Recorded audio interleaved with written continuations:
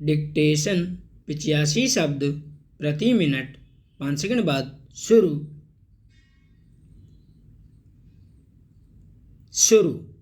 लोकतांत्रिक शासन प्रणाली में सशक्त प्रतिपक्ष सत्ता पक्ष की निरंकुशता पर प्रभावी रूप से अंकुश लगाने में सहायक सिद्ध होता है।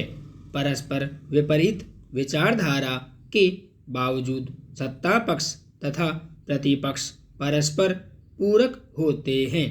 किसी एक पक्ष के कमजोर हो जाने पर लोकतंत्र को सार्थक स्वरूप नहीं दिया जा सकता। दोनों ही पक्ष अलग अलग भूमिका का निर्वहन करते हुए व्यापक जनहित के प्रति समर्पित रहने की रीति नीति को आत्मसात करते हैं। समान लक्ष्य के साथ भिन्न भिन्न विचारधाराएं अलग अलग प्राथमिकता लिए होती है। दोनों ही पक्षों में स्वाभाविक रूप से समय समय पर होने वाली टकराहट भी लोकतंत्र की प्रासंगिकता को रेखांकित करते हुए जन कल्याण की भावनाओं को मूर्त रूप प्रदान करती है। इन संदर्भों के साथ वर्तमान परिप्रेक्ष्य में स्वाभाविक रूप से करारी हार की हताशा से आहत प्रतिपक्ष अपना आत्मविश्वास न खो बैठे। यह चिंता किया जाना लोकतंत्र की सार्थकता के लिए अत्यंत आवश्यक है। निश्चित रूप से नया जनादेश राजनीति में नए दौर की जरूरत पर बल देता है। निरंतर परिवर्तित दौर में वे सारे मुद्दे सर्वथा अप्रासंगिक करार दिए जा चुके हैं। अब राजनीतिक तौर तरीकों में परिवर्तन आता दिखाई देता है। विभिन्न सत्ताधारी तथा प्रतिपक्षी दलों को जागृत मतदाताओं की मानसिकता के अनुरूप अपनी अपनी प्राथमिकताओं में आमूलचूल परिवर्तन कर लेना चाहिए। जनादेश द्वारा जातिवाद, तुष्टीकरण, वंशवाद और अलगाववाद को सर्वथा नकार दिया गया है। लेकिन अगर ऐसा हुआ है तो इसके बाद जनता ने जिन्हें सत्ता सौंपा है उनकी जिम्मेदारी बनती है कि वे यह सुनिश्चित करें कि अब नए रूप में किसी तरह का जातिवाद, तुष्टीकरण, वंशवाद और अलगाववाद आकार नहीं ले। अगर प्रकारांतर से वही पुरानी बातें राजनीति और सत्ता की प्रकृति बनी रही तो परिवर्तन का कोई अर्थ नहीं रह जाएगा। दरअसल परिवर्तित जनमानस द्वारा दिए जा रहे संकेतों को समझना सभी राजनीतिक दलों के लिए अत्यंत आवश्यक है। नागरिकों ने प्रकारांतर से नकारात्मक राजनीति को हतोत्साहित करते हुए दिए जा रहे तमाम प्रलोभनों को ठुकराया है।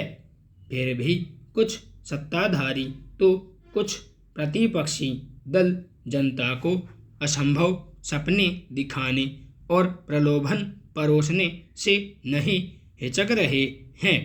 ऐसे में प्रतिपक्षी दलों के लिए यही बेहतर रहेगा कि तर्क की कसौटी पर खरे उतरते मुद्दों के सहारे ही राजनीतिक गतिविधियां संचालित की जाए। सशक्त राष्ट्र की परिकल्पना को साकार सिद्ध करने की दिशा में जिन जिन राजनीतिक दलों के पास जो जो कार्य योजनाएं हैं उसे नागरिकों के सामने रखा जाना चाहिए। ऐसा होने पर ही राजनीतिक दल अपने पैरों पर खड़े हो सकते हैं और समय आने पर दौड़ भी सकते हैं। अन्यथा घुटनों के सहारे टिका प्रतिपक्ष निश्चित तौर पर पंगु बनकर रह जाएगा। पिछले कुछ समय से उत्तर प्रदेश में बलात्कार और छेड़छाड़ के मामले अपने चरम पर पहुंच गए लगते हैं। इसे राष्ट्रीय अपराध रिकॉर्ड ब्यूरो के आंकड़े और रिपोर्ट भी पुष्ट करते हैं।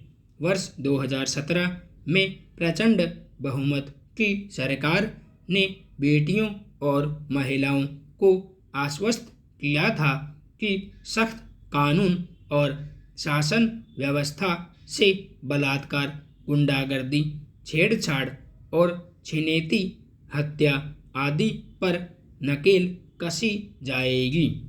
लेकिन परिस्थितियां बिल्कुल विपरीत नजर आ रही है। आए दिन कहीं न कहीं बेटियों की अस्तित्व के खिलाफ अपराध हो रहे हैं। हर तरफ महिलाओं के लिए सिर्फ डर या भय का माहौल नजर आ रहा है। ऐसे में आखिर कोई पिता और परिवार अपनी बेटियों को शिक्षा और अन्य कार्य के लिए अकेला कैसे छोड़ेगा? आखिर कैसे बेटियां सड़क पर निर्भीक होकर चल सकेंगी? लेकिन ऐसे घिनौने काम में भी अगर एक तरफ राजनीति और दूसरी ओर आरोपियों को बचाने के लिए सभाएं की जा रही हैं, तो यह गलत है। किसी भी स्त्री का सम्मान जाति, धर्म और पंथ से ऊपर उठकर होता है। जिस प्रदेश में महिलाओं का यह हाल है, उसे उत्तम प्रदेश किस तरह कहा जाए?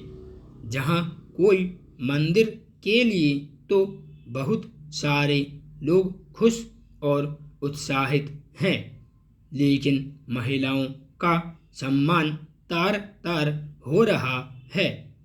यह कौन कर रहा है और क्यों कर रहा है?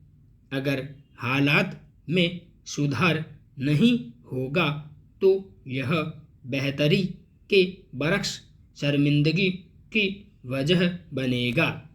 इससे सिर्फ मौजूदा सरकार की छवि नहीं खराब होती, बल्कि वहाँ के नागरिकों के लिए भी यह दुखद है। संपूर्ण विराम।